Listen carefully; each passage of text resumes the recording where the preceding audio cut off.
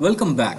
In this video, we'll take a look at the different marketing channels available in today's day and age. But before we do that, let's take a quick recap of what we have looked at so far. So far, we looked at the marketing mix, the essential 4 P's, the 4 pillars of product, price, place, and promotion, which form the underlying basis for you to analyze any existing product or any existing service. Then, in addition to the marketing mix, we also explored the world of segmentation, targeting, and positioning. Segmentation, targeting, and positioning. This is what helps us easily be able to define the various audience that we could target, the definition of actually being able to select a specific audience to target, the audience that is most likely going to be most profitable, as well as the best audience to compete for. And once we have selected that particular audience, how do we then position our brand in such a way so that it does not compete with a lot of competition at the same time? It creates a very unique and special place in the prospect or the audience's mind. The next thing that we are going to look at is we are going to look at the options that are available in terms of marketing. These are also referred to as the marketing channels. Now, marketing is basically having the idea about a product, price, place, and promotion. And once you have that, you also end up identifying your right target market. You end up doing the entire exercise around segmentation, targeting, and positioning. The marketing channel, you almost have to think about it as the highway which can potentially connect your entire messaging with your with your targeted audience. So essentially, how do you take your promotion plans over these channels, over all the possible channels to get to your right target audience? And of course, the choice of marketing channel depends again on the target customer, on the customer that you are trying to target. Let's take a look at some of the marketing channels that are commonly used in the world today. Talking about the marketing channels, today's world offers a bunch of marketing channels which can at a very high level be segregated between online channels and offline channels. Within the different online channels, the channels that you have available are social media, search. Social media refers to all of your social media platforms, including Facebook, LinkedIn, Instagram, and similar other options. Search essentially refers to the biggest search engine in the world, Google search. There are, of course, other options available as well, including Bing search and Yahoo search. The World Wide Web as an option refers to pretty much every other website on the internet that you could use to communicate about your own product or about your own service. Think about imdb.com. imdb.com is a website on the internet which talks about movie reviews. While IMDb might not be directly owned and controlled by me, I can still influence the reviews and the ratings that appear on IMDb to drive the conversation as well as to drive the awareness about my own product or a service. In the case of IMDb, that would essentially be a movie. The other predominantly used online channel for marketing is email. Email is one such channel which is able to directly get into a person's inbox instead of requiring the person to visit another website to access. Another online channel is pretty much your own website, and how you manage and control your own website can determine the success of your marketing campaigns in a very big way. There are, of course, other online channels which are available, offline channels which are available, including trade shows and conferences. A lot of organizations, they attend a lot of these trade shows and conferences to highlight their own products or services. Almost think about a conference that is being organized for Android developers. Any company that is creating a product to make the life easy for Android developers would want to be present at that conference and would want to leverage that conference to make sure that more and more Android developers know about their product or offering. Snail mail. Snail mail is an interesting offline channel for a couple of reasons. One is because snail mail in today's day and age is almost dead. And the reason why it is almost dead is what makes it interesting. Today, if you were to receive an actual physical letter at your postal address, that would actually be a big novelty. You are not used to getting actual letters and actual physical mail delivered to your doorstep unless you're receiving a physical package from Amazon or any other e-commerce site. And hence, snail mail can be used for that advantage of getting that exclusive direct physical access to your target audience. What we'll do next is we'll look into further details into some of these marketing channels. Okay, so let's dive right in and look at the first channel that we want to go into the details of. Social media. Social media is all around us. In today's hyper connected world, it is impossible for someone who uses the internet to not be on social media. Social media has grown to an extent and has become such an ingrained part of our lives that we pretty much use social media for almost all forms of communication. Just think about it. Think about news. News has pretty much migrated from news channels to social media. Social media today has become almost the number one platform where people consume their news. If it is news related to lifestyle, politics, that is getting consumed primarily on Facebook. If it is news related to the business world, that's getting consumed on LinkedIn, that's getting consumed on Twitter. If it is news related to the entertainment world, there's information coming out over YouTube, there are discussion threads on Reddit, just name it, and you're able to find that information on social media. In this hyper connected world that is connected to each other through social media, the biggest advantage that social media gives to marketing people is that it allows you to showcase your story beyond the product. Think about any company's social media page. What do you want to do using your social media page? Do you just want to blatantly keep putting up the same advertisements that you would otherwise put up on a TV channel? Or do you want to showcase and let the consumers know more about your company, more about your brand, and actually tell them the real story and the real purpose why you exist? To find an example for this, you can go to the social media page for Apple. Apple doesn't spend as much time gloating about their own products or services. However, they spend a lot of time talking about their customers, talking about the vision which Apple has, and talking about how it is trying to change the life of the everyday technology user. So, social media, first and foremost, helps you tell the story beyond your product, tells your story beyond your just product and service. The other thing that social media can help you do is, because of the ability to remain connected with your users, social media can help you form a relationship. Once a consumer has bought a product, once a consumer has subscribed to a particular service, social media can serve as that constant linkage between the company and the user. The other advantage with this relationship is that all of these relationships are public. Anytime you retweet a message from a company, all of your friends get to see it. Anytime you post a message on the Facebook page of a particular product or a company, all of your friends and their networks get to see it. So essentially, social media allows you to create extremely public and highly visible relationships with each of your customers.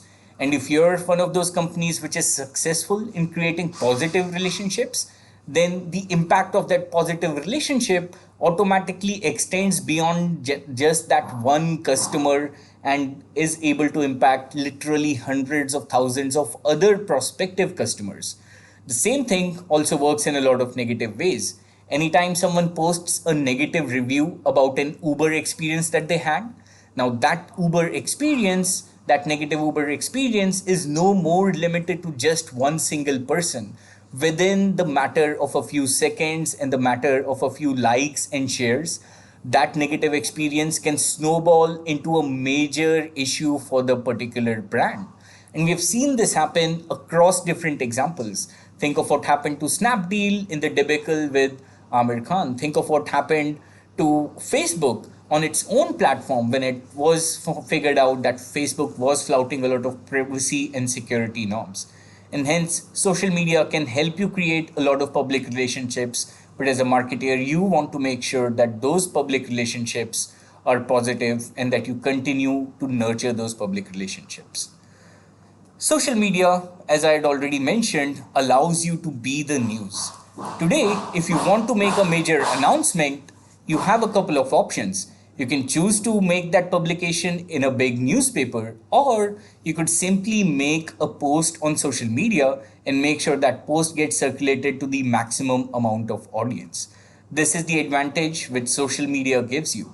Think about the political parties of today. If the government wants to announce a major initiative that it is taking or a major policy change that it is announcing, the most effective way for the government or for the political party to make that announcement is not through your traditional media channels but through social media, where it knows that its supporter base or that its focus base is going to further circulate that message and make sure that it spreads like wildfire. And hence, social media gives you that power to not just create the news but disseminate the news and spread that news in ways like never before.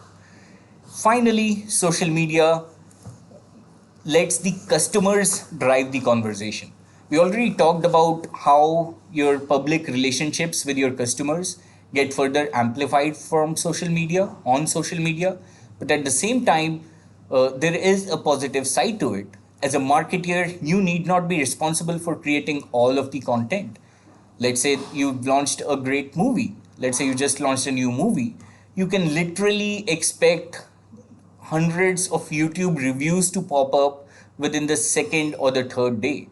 And those YouTube reviews will only further propagate the awareness about your movie. Of course, depends on whether your movie is positive or negative, or whether those reviews are positive or negative about your movie. But at the end of the day, you're no longer required to create all of that content. As long as you can be smart and intelligent about driving that conversation, social media can help you generate a ton of content from your users. This is also referred to as user generated content.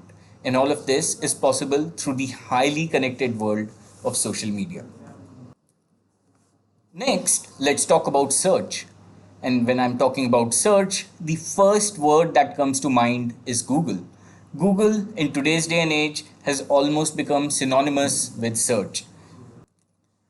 If you need to find information, if you need to find a product, if you need to find a place, if you need to find where to order pizza from, if you need to find what is the best mobile phone to buy, what is the best car to buy, you'll not go anywhere else without opening google.com, typing in whatever it is that you're looking for, and you'll expect to be served with the answers for your questions. The reason why Google search is an extremely powerful tool for any marketer is because you can use Google search to be found at the right time. Let's say I'm scrolling through Facebook and I see an ad for a watch. Now I might see an ad for a watch, but at that time when I'm seeing that ad, I might not really be interested in buying that watch at that particular point in time. Maybe I'm not even looking to buy a watch in the near future. In that case, that ad impression or the fact that I saw that ad is completely pointless because I'm not the right person who is looking to buy a watch. However, if I go on to Google and I search for best smartwatches in India under 10,000 rupees, I am making or I'm indicating a very clear intent that I am someone who is looking for smartwatches under a particular price point. Now, that is essentially the power which Google search offers to marketers. It allows you to capture the actual intent, the search intent with which a person is searching for. It allows you to capture the exact keywords which I'm looking to find answers for. And as a result, what you want to do if you are trying to exploit Google and Google search for your own benefit as a marketing team or as a marketer, what you want to do is you want to make sure that you are always able to answer questions which matter the most to your target audience. Now, what I mean by answering questions which matter the most. This is something that you need to understand very well because this also ties into the concept of search engine optimization that we'll delve into at a later part in this training program.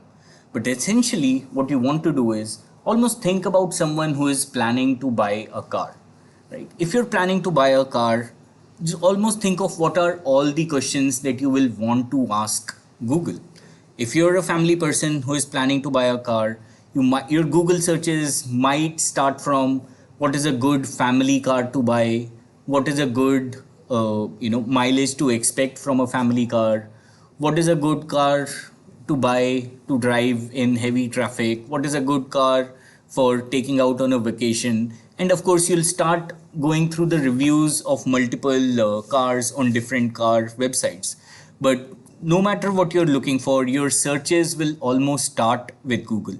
And hence, as a marketeer, how you want to exploit this is making sure that your content, the core content that you create, focuses on answering all of these questions. If I'm someone who is in the market to buy a mobile phone, then I would be interested in understanding tips and tricks such as how do I extend the battery life of my phone. And if I am a retailer who is selling different types of mobile phones, I would want articles that answer those specific questions. The way in this helps is when someone is looking for a particular question, if my website has the answer to those questions, Google will display the link of my website, and then the customer or the prospect is more likely to visit my website to find the answer to that question. And if they find the answer to that question on my website, then a couple of things happen. One, because they have visited my website, they become aware about my website or my offering and the existence of it. Second, if they find the right answer, that also leaves them with a positive brand impression. And the more questions I am able to answer for them, I end up becoming the top of mind entity for that particular user. And tomorrow, when they really want to buy, they might not even go to Google. They might directly type out the URL of my website and come find me on the internet and make their purchase there. And hence, Google is a very strong source for you to get extremely highly interested buyers and be able to target them as long as you're focused on answering the right set of questions. The next channel that we look at is email marketing. Email marketing. There are literally billions of emails that get sent out each and every day. However, just look at your own personal email inbox. What percentage of the emails that you receive are really useful? Of course, a lot of the emails that you receive would be transaction notifications about payments that you've made, about orders that you have placed, emails that you don't really have a lot of value of, but you might just need from a transactional historical point of view. However, you also keep getting a lot of emails from e-commerce sites and other online service providers about products or offerings. Just think about it. How many of those emails do you simply delete without ever trying to read them? And the reason for that is, although email is a very high touch channel, just think about it. If it is email marketing, I don't require you to go to a website. I just need you to open your inbox and I'm sending you an email. Although it is a very high touch channel, the problem in today's world is that email is considered as a very cheap, low cost channel for marketing to use. And the reason for that is that the cost for me to send an email is close to zero. But because most marketers view it that way, they end up abusing email, which essentially results in a lot of spam emails, a lot of junk emails coming into your inbox every single day. And hence, the number one rule for you to succeed in the world of email marketing is to make sure that you're really personalizing the email communications that you're sending out to your users. Because think about it, if I see an ad on Facebook which is not entirely relevant to me, I can still choose to ignore it because there's still a bunch of other stuff for me to look at on Facebook or LinkedIn or any of those platforms. However, if I get an irrelevant email from a sender in my inbox, and if that email is not useful for me, there's a very high likelihood that I will delete that email, and an additional likelihood that I might mark that sender as spam. So one simple mistake can block you from one particular inbox forever. And hence, while email is cheap, the mistakes that most marketers make on email can be extremely costly. And hence, it is extremely important to make sure that you're treating email marketing as an extremely high touch channel and making sure that you're personalizing your emails to each and every recipient versus just blasting those emails through an email marketing platform and praying for something magical to happen. The next channel that we are going to look at is your own website. If you're a business in today's world, it is extremely likely that you have a website that is set up. Your website is like your visiting card on the internet. If someone is looking for you, they'll search for you on Google, and more likely than not, they'll find a link that will lead them to your website. Now, if someone's coming to your website, the question that you want to answer is, what do you want them to know? The answer to this question is determined based on running some web analytics to figure out how users are discovering you. If the majority of your visitors are directly typing in your company's name and then finding your website through Google, that indicates that those users already have some awareness about your brand. And hence, for those users, the information that you'll display should be focused on trying to convince them about the value which your company delivers. However, if the majority of your users are finding you through some topics that they searched and then they land onto a particular content page and then they find their way to the homepage of your website, in that case, you want to make sure that you're clearly communicating what it is that your company does so that those users are sure that they are on the right website, on the right place on the internet. Of course, there's a bunch of other analytics that will determine what the homepage or the rest of the pages on your website should do. But the way in which you want to think about this is your website is pretty much the face of your business on the internet. Tomorrow, if you want to go and choose between two particular brands, you will go to both of their websites. And if both of those brands exactly have the same product, exactly have the same offering at the same price point, there's a very high likelihood that the impression that you get from their websites is going to determine what product or service you end up choosing. The other main point you want to remember about websites in today's day and age is that you want to build websites for access. What I mean by that is, gone are the days when internet would only work on computers. Internet can be accessed and websites can be accessed from laptops, desktops, tablets, mobile devices, and the world is slowly moving towards the age where you're able to put on a VR headset and be able to browse websites through that.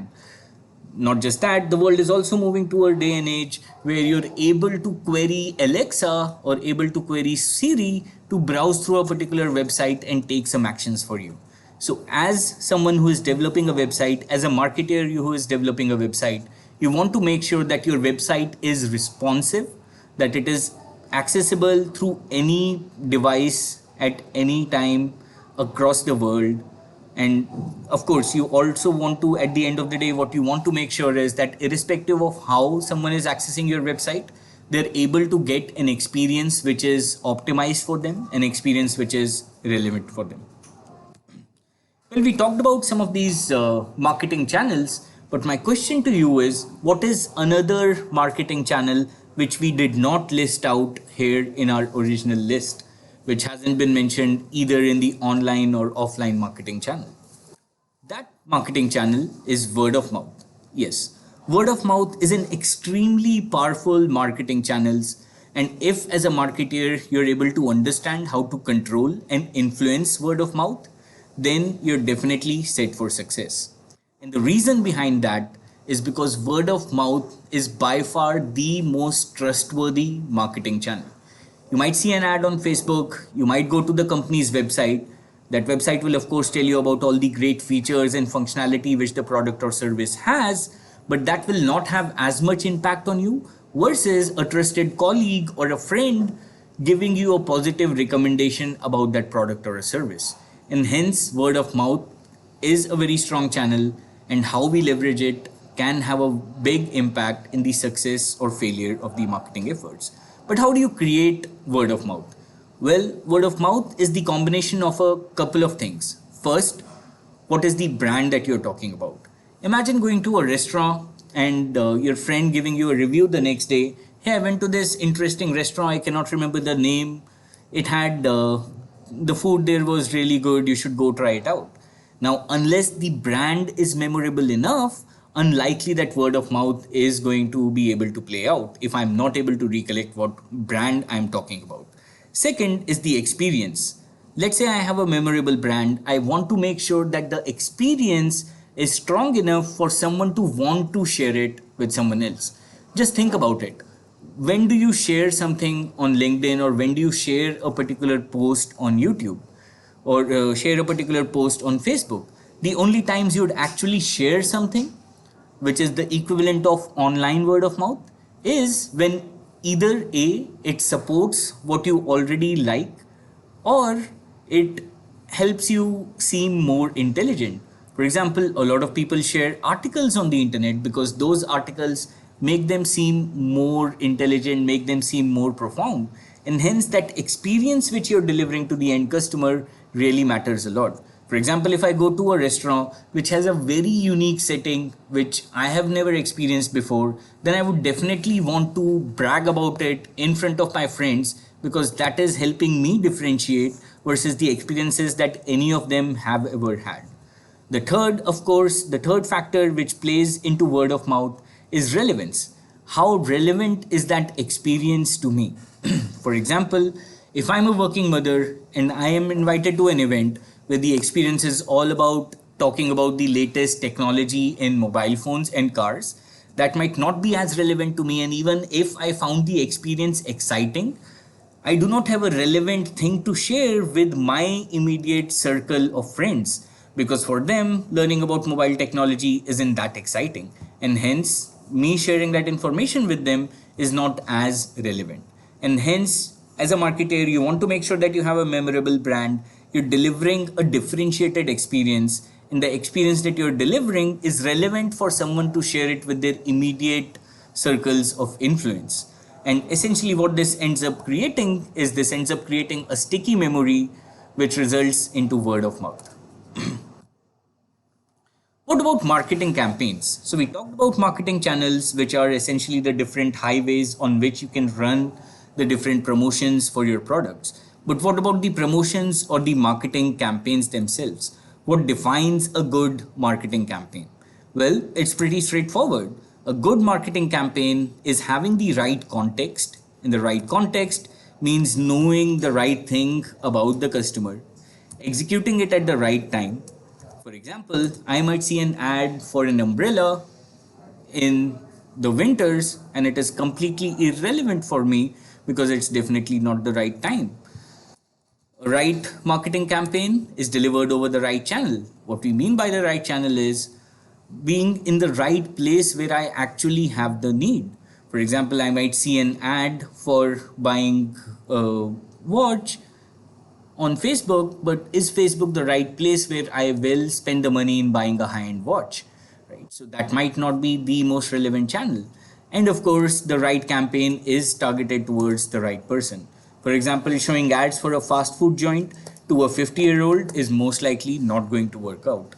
The next example will help you clearly understand how the right context, the right time, right channel, and the right person can really make a big impact.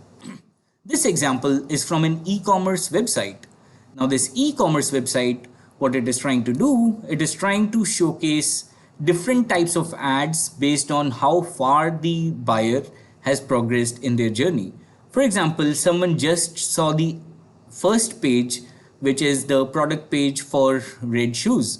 If someone has seen this ad, what you want to do is you want to just show them an ad which talks about the red shoes and gives a call to action to add these shoes to your cart. Now let's say there is another user who has already added these shoes to their cart, and once they've added these shoes to their cart, they've still not completed their order. So what you want to do is you want to track this user and make sure that you're giving them a call to action to go and complete their order.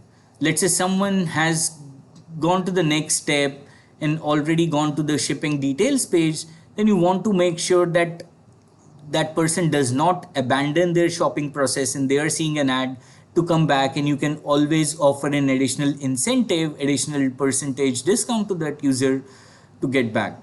Now, this last one is really interesting. This is for a buyer who has already completed the purchase of the shoes. Now, if someone's already completed the purchase of the shoes, why not show them an ad to buy this attractive looking red bag along with their shoe? Now, this is a common practice that you'll see across a lot of e-commerce sites. Even when you go to Amazon.com, even when you're buying a product, you already see a tab which says customers frequently buy these additional products in addition to the product that you're buying. All that they're trying to do is they're trying to match the context and trying to make an additional sale to you for an additional product. So this completes our discussion around the different marketing channels as well as the different elements that you need for a successful marketing campaign.